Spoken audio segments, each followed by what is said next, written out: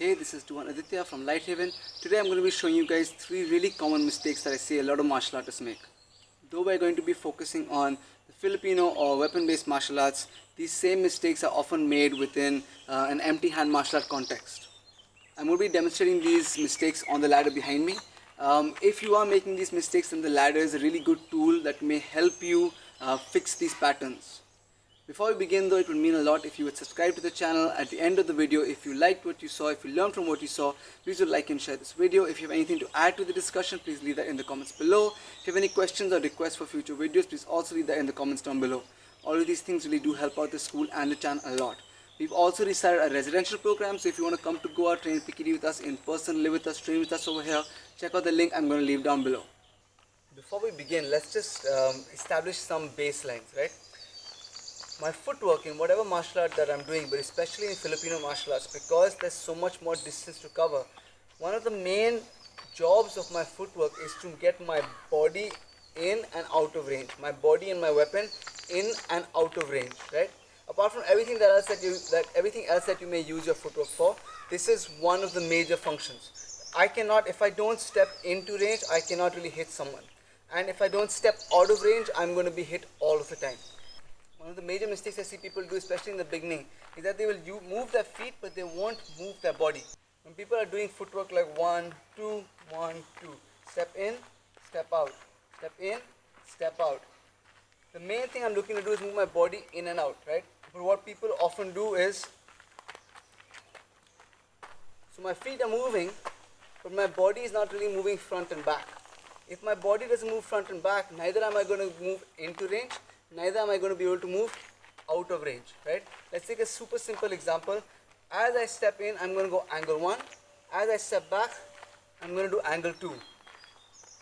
I need to step into range, because if I just do my angle 1 from here, or if I just do this, where I have stepped, but my body is not really moved, I'm not going to reach somebody.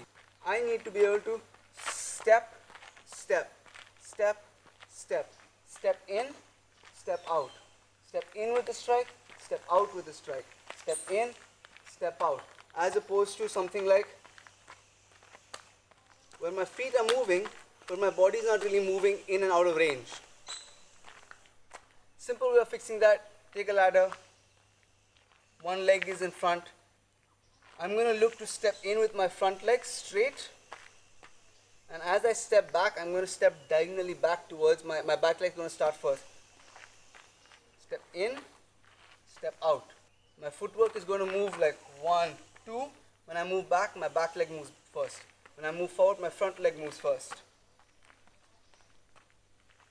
And now on the ladder, as I'm stepping straight, I'm going to step straight in front into the box in front of me. 1, 2. As I move back, I'm going to move back diagonally. 1, 2, so that I'm in front of the next box. 1, 2, 1, 2. In, out, in, out.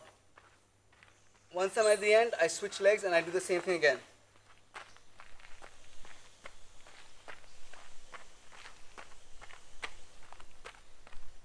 I'm going to be moving in the direction of whichever leg is back, that's the direction I'm going to move in.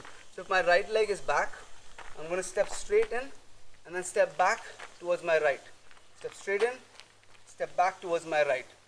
The next common mistake that people make is they often sort of lunge in and leave that back leg behind. So instead of stepping in a way that the structure is solid, the weight is well distributed, and they can move in any direction whenever they choose, they'll sort of lunge like this.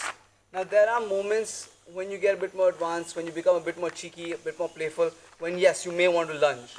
But especially in the beginning, you want to make sure that you're always moving in a way that's nice and balanced, right?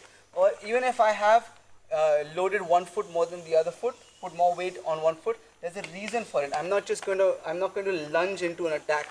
I'm not going to lunge into an attack like this, because it leaves me susceptible to counterattacks. I'm off balance. There's a whole bunch of problems that can arise from this. And I often see this also when people are doing like kickboxing sparring or boxing sparring or Muay Thai sparring in the beginning. Oftentimes people will go like this, or they'll go 1 and 2 and then they'll fall. You want to make sure that your feet are underneath you at all times, and instead of me lunging or lifting that back leg up, I am stepping stepping, stepping, stepping, or stepping, stepping, stepping, stepping. So I have my feet underneath me. A simple drill to do for that, again back to our ladder. We're going to stick with our weapons for this one. Simple drill to do that with that is, with the front leg step, I'm going to hit angle 1. With the back leg step, I'm going to hit angle 2. Now my back leg moves first, I'm going to hit angle 1.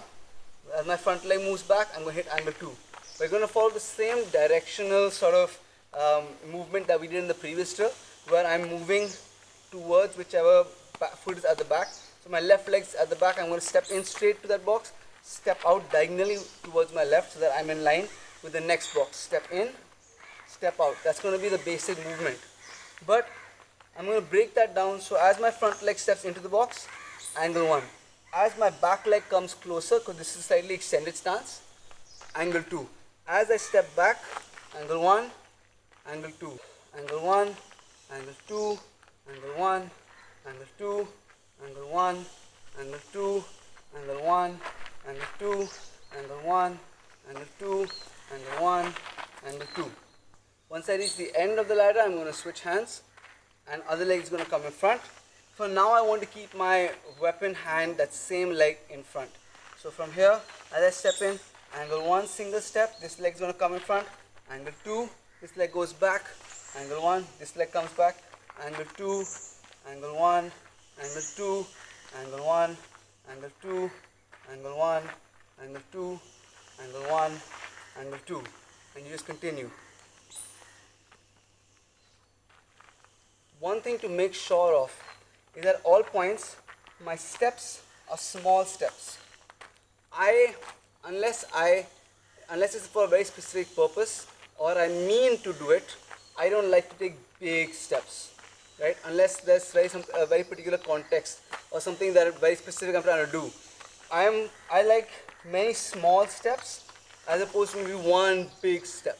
The small steps, the advantage that the small steps gives me is that it's easy for me to adjust faster. I don't need to make those tiny minute adjustments to be able to move somewhere else. A small step means that there's less weight shifting, there's less weight spillage. It means I'm more in control of my step as opposed to taking one big step and then I have to sort of recover halfway, or there's too much weight over here, push off. If I have a small step, I can immediately recover even if I made a mistake. So I'm always in favor of small steps versus big steps, at least in the beginning. The third major mistake I see people making is that they very often lose their structure. Now, regardless of what martial art you're using, stance and structure are very, very important things. They're the reason why you stand in a certain fighting stance, right? Whatever martial art that you may use, this stance has a particular purpose. Now, if you lose that stance and you lose that structure, then it becomes very hard to fight. For me, especially for me being a smaller person, what used to happen was I was very light on my feet. I've told this story quite often before. I used to be very light on my feet when I first went to the Philippines. And anytime that, because we don't have any weight categories in the stick fights, anytime a bigger guy would rush me or bang into me, I would sort of just like fly away. And that was because there was a lack of structure, a lack of grounding. There was something that was wrong with A, my footwork, and B, just my stances and what I thought, the kind of pressure that I could accept. It wasn't strong enough, the structure wasn't strong enough. It would break too easily. And so I ended up spending a lot of time developing a stronger structure to accept pressure, to deliver power, and to be mobile from. That's going to be a separate video I'm going to do on structure and what I feel is important structure and how I develop my structure that is important for me. But for the sake of this video, whatever stance that you are in, whether it's a bladed stance, whether it's a square stance, it's a false stick, whatever the stance is in, when you're doing your footwork, you want to try and maintain at least the length or the basic dimensions or the basic structure of that stance. Oftentimes, especially in ladder work, what I see happening is, I'm going to use the same example of the same 1, 2, in, 1, 2, out.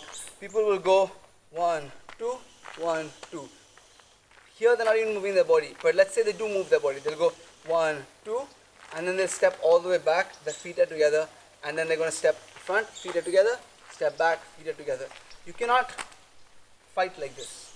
There are times when we teach you to have your feet somewhere here, or your feet somewhere here. Those are very specific contexts, right?